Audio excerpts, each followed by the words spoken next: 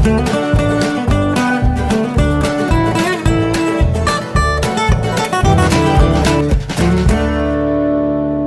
Welcome back to experiment with தாரிஷாம். என்னடா location எல்லாமே வேற மாதிரி இருக்கேன்னு பார்க்குறீங்களா? ஆமாம், இன்னைக்கு நம்ம வேற ஒரு லொக்கேஷன்ல இருந்து பிரியாணி பண்ண போகிறோம். அதுவும் பாத்திரத்தில் கொஞ்சம் பெரிய குவான்டிட்டி செய்ய போகிறோம். பிரியாணி வந்து செம்ம டேஸ்ட்டாக வந்துச்சு. அந்த பாத்திரத்தில் கொஞ்சம் கூட ஒட்டவே இல்லை, அடி பிடிக்காம வந்துச்சு. அப்புறம் ரைஸுமே நல்லா ஒத்த ஒத்தையாக வந்துச்சு. அதோட ஃப்ளேவர் செம்மையாக இருந்துச்சு. ஸோ இந்த பிரியாணி எப்படி செய்யணும், நம்ம என்னெல்லாம் பண்ணுறோம், எங்கே இருக்கோம், இது எல்லாமே பார்க்கணுன்னா இந்த வீடியோவை ஃபுல்லாக பாருங்கள். பிரியாணி செய்கிறதுக்கு புதினா ரொம்ப அவசியம்ல, அதனால புதினாவை ஃப்ரெஷ்ஷான புதினா எடுத்து கொஞ்சம் கொஞ்சமாக க்ளீன் பண்ணிட்டு இருக்கும்போது தொப்புன்னு ஒரு சத்தம். என்னடான்னு பார்த்தா மாம்பழம் மேலேருந்து கீழே விழுந்துருச்சு. பாருங்க, இதுதான் நம்மளோட மாமரம். அம்மா வீடு. ஸோ இது அம்மா வீட்டில் இருந்து தான் ஷூட் பண்ணிகிட்ருக்கோம். பிரியாணி எல்லாருக்கும் சேர்த்து தான் செஞ்சிட்ருக்கோம். இந்த சீசனில் நல்ல மாங்காய் காய்ச்சுது. அதில் பறிக்காமல் விட்டதெல்லாம் பழுத்து கீழே விழ ஆரம்பிச்சிருச்சு. அணிலுக்கு அப்புறம் இந்த பேர்ட்ஸு அந்த மாதிரிலாம் இருக்கும்ல, அதுக்கெல்லாம் செம்ம வேட்டை. பாருங்கள், இங்கே சிட்டுக்குருவி அது எல்லாமே வரும். பின்னாடி ஒரு வேப்ப மரம் இருக்குது. அப்புறம் நடுவில் இந்த குச்சி குச்சா தெரியுதுல்ல, அது வந்து கொய்யா மரம். கொய்யாவும் காய்க்க ஆரம்பிச்சிருச்சு, நல்லா தான் காய்ச்சிட்ருக்கு. அங்கே பாருங்கள், நல்லா பழுத்த ஒரு மாம்பழத்தை அணில் வந்து வேட்டையாடிடுச்சு. பாதி கடிச்சிட்டு பாதி விட்டுருச்சு. மீதி வந்து பேர்ட்ஸ் எல்லாம் சாப்பிட்ரும். அப்புறம் இது வந்து சின்னதாக நம்மளே கட்டினது, இந்த பேர்டோட கூடு. ஆனால் அங்கே எதுவுமே வரவே இல்லை. அதுவாக கட்டி அதுவாக ஜாலியாக இருந்துக்கும் போல். அப்புறம் இங்கே பாருங்கள், இங்கேயும் ஒரு மாம்பழம் நல்லா பழுத்திருக்கு. இதெல்லாமே வந்து கை கெட்டுற தூரத்தில் இருந்துச்சு. லைட்டாக ஜம்ப் பண்ணி பறிச்சோன்னா பறிச்சிடலாம், அந்த மாதிரி இருந்துச்சு. ஸோ நம்ம இங்கே உட்காந்து சமைக்கிறனால நல்ல காற்றும் வந்துச்சு. இங்கே அடுப்பு செட்டப்பு அந்த மாதிரிலாம் எதுவுமே இல்லை, நம்ம தான் செட் பண்ணோம். ஸோ பிரியாணிக்கு ஒரு 100 கிராம் சின்ன வெங்காயம் தோல் உரித்து வச்சுட்டேன். அப்புறம் பெரிய வெங்காயம் இந்த சைஸில் வந்து ஒரு 4லேருந்து 5 எடுத்துக்கலாம். அம்மா வீட்டில் வந்து எல்லாமே அருவாமனையில் தான் கட் பண்ணுவாங்க. ஸோ கத்திலாம் ஷார்ப்பாக இருக்காது. நானும் எடுத்துகிட்டு வரல. இருக்க மொக்க கத்தியை வச்சு எப்படியோ ஒரு வழியாக நீட்டாக சாப் பண்ணிக்கலாம். ஸோ நான் ஒரு 4 வெங்காயம் சாப் பண்ணிட்டேன். அப்புறம் சரி சிக்கன் க்ளீன் பண்ணி வச்சிடலாம் அப்படின்னு. இதில் பாருங்கள், வேர்டிங்ஸ்லாம் செம்மையாக இருக்குது. Open up to the most hygiene and safest meet அந்த மாதிரி போட்டிருக்காங்க. ஆமாம், நல்லா ஹைஜீனிக்காக தான் பேக் பண்ணி கொடுத்துருக்காங்க. ஸோ பாருங்கள் எப்படி இருக்குது இதோட பேக்கேஜிங் சொல்லிட்டு. இப்படி தான் இருக்குது. இது வந்து ஃப்ரோசன் மீட்லாம் கிடையாது. ஃப்ரெஷ்ஷாக கட் பண்ணி அப்போவே இருந்து தருவாங்க. அப்புறம் கொஞ்சம் க்ளீனாகவும் இருக்கும், அதனால் இங்கே வாங்கிட்டோம். ஸோ எல்லாத்தையுமே நம்ம அது எதில் பேக் பண்ணி கொடுத்தாங்களோ அதிலே கொட்டிட்டு இதை நம்ம க்ளீன் பண்ணிக்கலாம். க்ளீன் பண்ணுறதுக்காக ஒரு பாத்திரத்தில் போட்டுட்டேன்.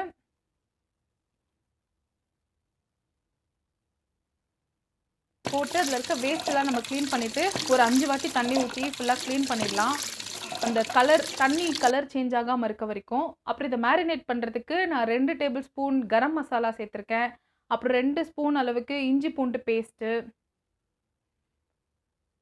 அதுக்கப்புறம் 2 ஸ்பூன் அளவுக்கு தயிர். எல்லாத்தையுமே ஒரே ஸ்பூனில் தான் அளந்துட்டேன். ஸோ 1/2 ஸ்பூன் அளவுக்கு மஞ்சள் தூள்,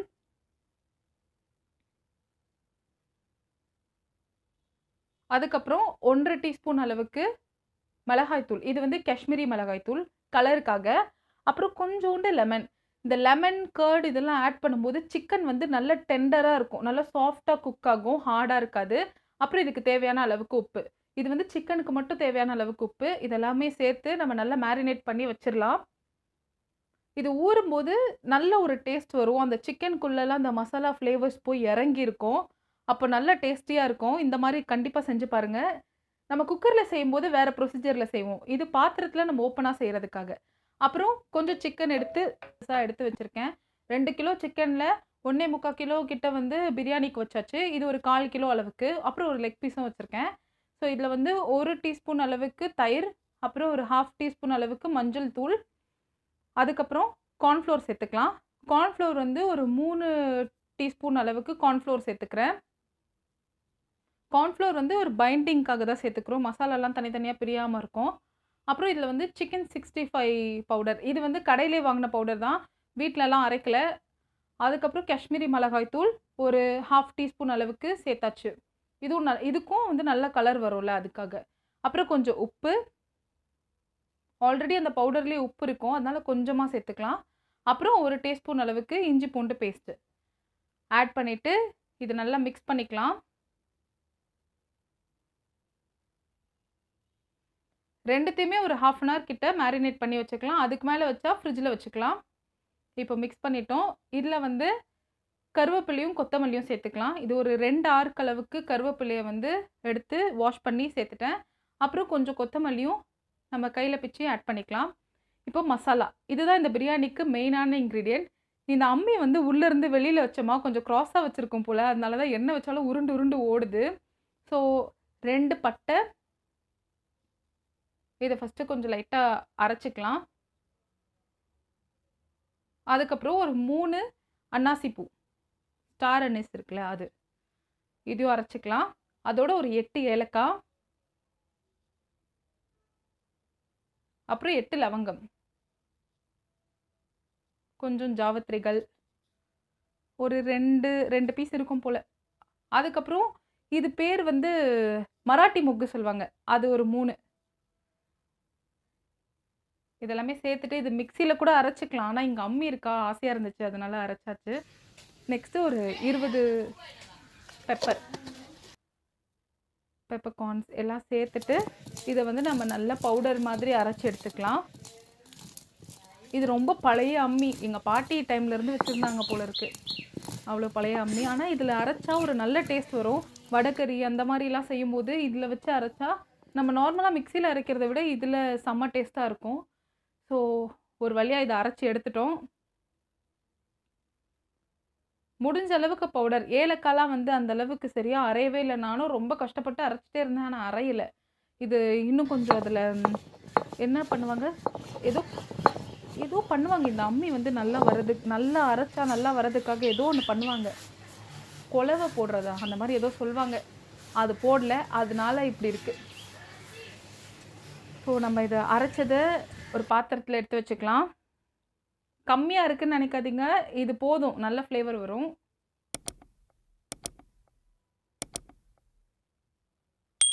நம்ம டோட்டலாக வந்து 1.5 கிலோ கிட்ட சிக்கன், அப்புறம் 1 கிலோ அரிசி, அப்படின்னா 2.5 கிலோ கிட்ட பிரியாணி. நான் சொன்னல வெங்காயம் பாருங்கள், சின்ன வெங்காயமும் அரைக்கிறேன். இது லைட்டாக ஒன்றும் பாதியமாக அரைச்சிக்கலாம், அப்பயும் ஓடி ஓடி போதில்ல. அமானுஷி அம்மி, இதோட ஒரு போராட்டம். ஸோ வச்சாச்சு. இதை வந்து நம்ம ஒன்றும் பாதியமாக அரைச்சி எடுத்துக்கலாம். சின்ன வெங்காயமும் நல்ல ஃப்ளேவர் கொடுக்கும் பிரியாணிக்கு. பிரியாணியில் சின்ன வெங்காயம் சேர்த்து பாருங்கள், நல்ல டிஃப்ரென்ஸ் தெரியும் அந்த ஃப்ளேவரில். சும்மா லைட்டாக ஒன்றும் பாதியமாக அரைச்சி எடுத்துக்கலாம்.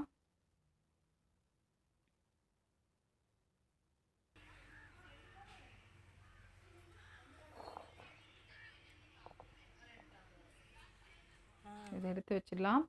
அப்புறம் ஒரு 10 பச்சை மிளகா, 4 வெங்காயம் சொன்னேன் இல்லையா, 4 வெங்காயம், ஒரு 10 பச்சை மிளகா, அப்புறம் ஒரு 3 தக்காளி, இது எல்லாமே நம்ம கட் பண்ணிக்கலாம். இப்போது ஒரு டவரா வச்சுட்டு அதில் நான் ஒரு 50 கிராமுக்கு கொஞ்சம் அதிகமாக நெய் சேர்த்துக்கிறேன். அதுக்கப்புறம் ஒரு 2 குழிக்கரண்டி அளவுக்கு எண்ணெய் சேர்த்துக்கிறேன். நம்ம எண்ணெய்லாம் சூடானதுக்கப்புறமா இதில் ஹோல் ஸ்பைசஸ்லாம் ஆட் பண்ணிக்கலாம்.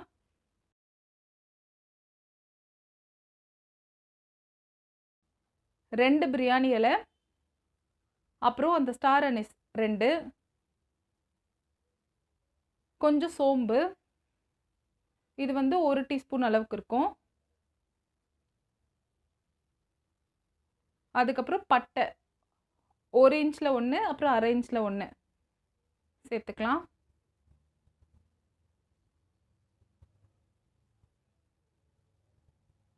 சூடாக அடித்து பாத்திரம் கடகடன்னு சேர்த்துடலாம் நம்ம.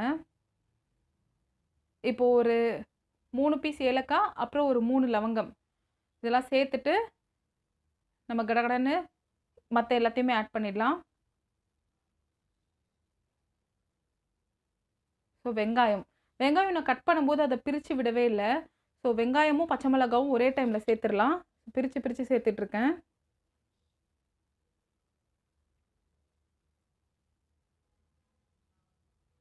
இது நல்லா கொஞ்சம் ப்ரௌன் ஆகுற வரைக்கும் பண்ணிக்கலாம், சாட்டே பண்ணிக்கலாம்.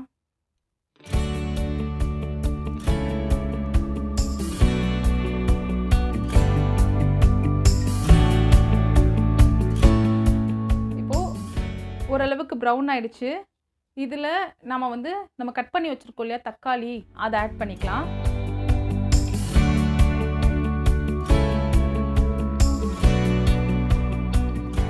தக்காளி சின்ன சின்னதாக சாப் பண்ணியிருக்கேன்.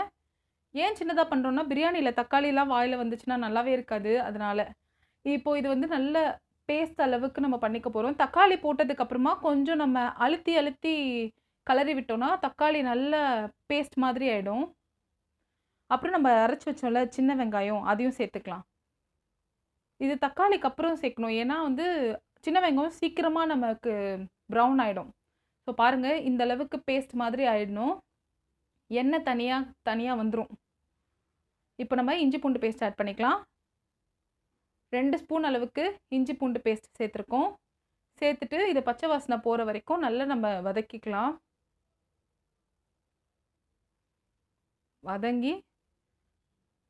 வதங்கிடுச்சு. இப்போது நம்ம கட் பண்ணி வச்சுருக்கோம்ல புதினா, அப்புறம் கொத்தமல்லி ஒரு கையளவுக்கு, புதினா ஒரு கட்டு. அதிலிருந்து கொஞ்சம், அதாவது பாதி இப்போ சேர்த்துக்கலாம், மீதி அப்புறமா சேர்த்துக்க போகிறோம். இதை வச்சு நல்லா மிக்ஸ் பண்ணிடலாம். மிக்ஸ் பண்ணிட்டோம். இப்போ திரும்ப எண்ணெய் பிரிஞ்சு வருதுல்ல, இப்போது இந்த ஸ்டேஜில் நம்ம மேரினேட் பண்ணி வச்சுருக்க சிக்கன், 1/2 அன் ஹவருக்கு மேரினேட் பண்ணி வச்சுருக்கோம், அதை இதில் சேர்த்துக்க போகிறோம். நம்ம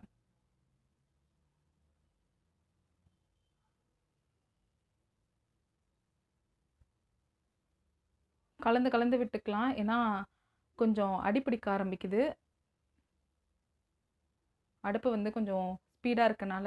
கேஸ்னால் நம்ம கண்ட்ரோல் பண்ணிக்கலாம். இது கண்ட்ரோல் பண்ணுறது கொஞ்சம் கஷ்டமாக தான் இருக்குது. ஆனாலும் நம்ம செய்கிறோம். ஸோ கொஞ்சம் லைட்டாக அடிப்பிடிக்கிற மாதிரி இருக்கனால 1 டேபிள் ஸ்பூன் அளவுக்கு எண்ணெய் ஆட் பண்ணிக்கிட்டேன். அப்புறம் இதை நல்லா மிக்ஸ் பண்ணி விட்டுடலாம்.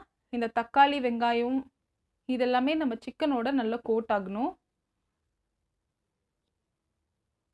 கொஞ்சம் மிக்ஸ் பண்ணிகிட்டே இருக்கலாம். நம்ம எதுவுமே ஆட் பண்ணல இல்லையா, மசாலாலாம் கரைஞ்சிடக்கூடாது. அதனால் நம்ம மிக்ஸ் பண்ணிகிட்டே இருக்கலாம்.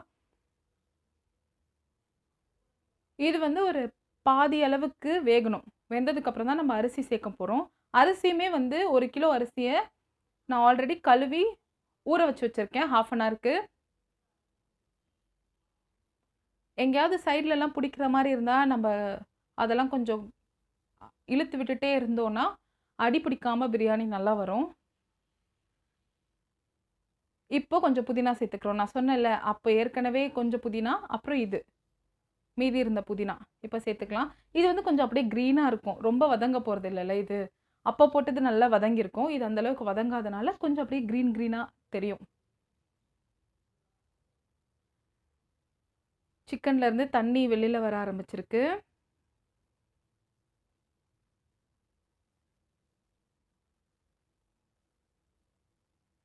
இப்போது நம்ம அரைச்சி வச்ச மசாலா, நம்ம அம்மியில் அரைச்சோல்ல அந்த மசாலா ஆட் பண்ணிக்கலாம். ஆட் பண்ணிவிட்டு ஒரு வாட்டி நல்லா மிக்ஸ் பண்ணிக்கலாம். இப்போ நம்ம என்ன பண்ண போகிறோம்னா, ஆல்ரெடி மேரினேட் பண்ணி வச்சுருந்த பாத்திரத்தில் கொஞ்சம் மசாலா இருக்கும்ல, அது கொஞ்சம் தண்ணி ஊற்றி கழுவி இதில் ஊற்றிக்கலாம். லைட்டாக, ரொம்ப கம்மி தண்ணி தான்.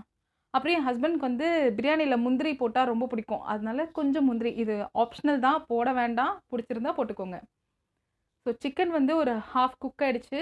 இப்போது நான் அதில் 1 டேபிள் ஸ்பூன் அளவுக்கு காஷ்மீரி மிளகாய் தூள் ஆட் பண்ணிக்கிறேன். ரொம்ப காரம்லாம் வராது, ஏன்னா காஷ்மீரி மிளகாய் கலர் தான் கொடுக்கும், காரம் அந்த அளவுக்கு இருக்காது. ஸோ நம்ம ஆல்ரெடி சேர்த்த கரம் மசாலாவில் மட்டும்தான், அதாவது நம்ம அரைச்சி சேர்த்தோம்ல அதில் மட்டும்தான் காரம் இருக்கும். ஸோ பிரியாணிக்கு தேவையான அளவுக்கு உப்பு நம்ம ஆல்ரெடி சிக்கனில் சேர்த்துருக்கோம். இப்போ பிரியாணிக்கு மட்டும் தேவையான அளவுக்கு உப்பு ஆட் பண்ணிக்கலாம். ஆட் பண்ணிவிட்டு இது ஒரு வாட்டி நல்லா மிக்ஸ் பண்ணிக்கலாம். இது 3/4 வரைக்கும் வெந்துருச்சு. இதுக்கப்புறம் தான் நம்ம ஊற வச்ச அரிசி சேர்க்க போகிறோம். அரிசியை 1/2 அன் ஹவர் ஆல்ரெடி ஊறிருக்கனால நமக்கு 10 மினிட்ஸ்லேயே வெந்துடும். ஸோ சிக்கன் 90% குக் ஆயிரட்டும். இப்போ நம்ம அரிசி சேர்த்துக்கிறோம். கொஞ்சம் கொஞ்சமாக சேர்த்து மிக்ஸ் பண்ணிகிட்டே வரலாம். அப்போ தான் அரிசி நல்லா மசாலாவோட கோட் ஆகும்.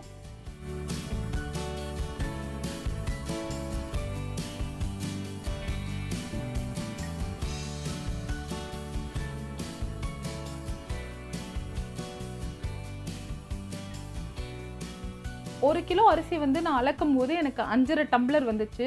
நீங்கள் எதில் அளந்தாலும் ஓகே தான். இப்போது 5.5 டம்ளர் அப்படின்றனால அதுக்கு நான் ஒரு 9 டம்ளர் அளவுக்கு அதே டம்ளரில் தண்ணி ஊற்றிருக்கேன். நம்ம பாத்திரத்தில் செய்கிறனால ஒரு பெனிஃபிட் என்னென்னா, நமக்கு நடுவில் தண்ணி தேவைப்பட்டால் கொஞ்சோண்டு ஹாட் வாட்டர் இல்லைனா நார்மல் தண்ணி கூட ஆட் பண்ணிக்கலாம்.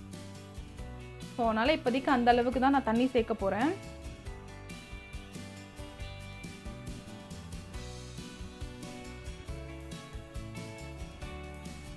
சேர்த்துட்டு இதை ஒரு வாட்டி நல்லா மிக்ஸ் பண்ணிவிட்டு நம்ம உப்புலாம் செக் பண்ணிக்கலாம். உப்பு வந்து எப்படி இருக்கணும்னா, கொஞ்சம் லைட்டாக அதிகமாக இருக்கிற மாதிரி இருக்கணும். அப்போ தான் நமக்கு வந்து இது ஃபுல்லாக குக் ஆகி முடியும் போது கரெக்டாக இருக்கும். ஸோ உப்பு பார்த்தேன் கரெக்டாக இருக்குது. நம்ம மூடி வச்சிடலாம்.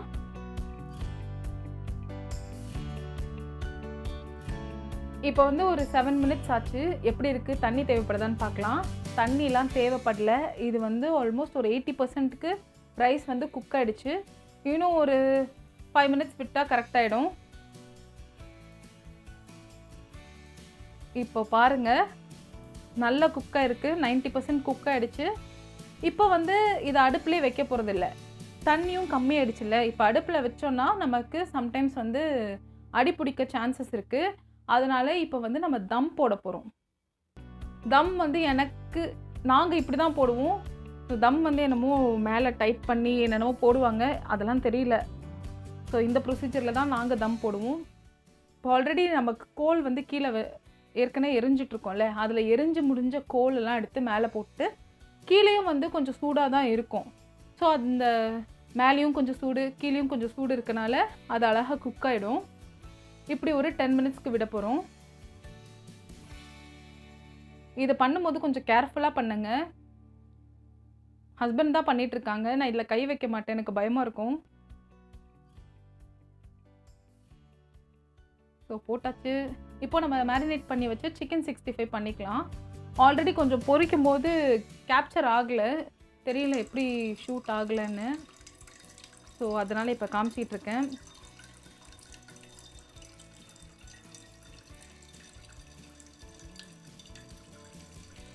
எப்போவுமே சிக்கன் லெக் பீஸ்லாம் போடும்போது அதை முடிஞ்ச அளவுக்கு தனியாக, அப்படி இல்லைன்னா அது கூட கொஞ்சம் கம்மியான பீசஸ் போட்டு நம்ம ஃப்ரை பண்ணும்போது லெக் பீஸ் வந்து நல்லா ஃப்ரை ஆகும், உள்ளே நல்லா குக் ஆகும். அப்புறம் இந்த மாதிரி லெக் பீஸ்லாம் போடும்போது கொஞ்சம் லைட்டாக ஸ்லிட் பண்ணிக்கலாம் நம்ம. அப்போ தான் உள்ளெல்லாம் நல்லா மசாலா இறங்கும்.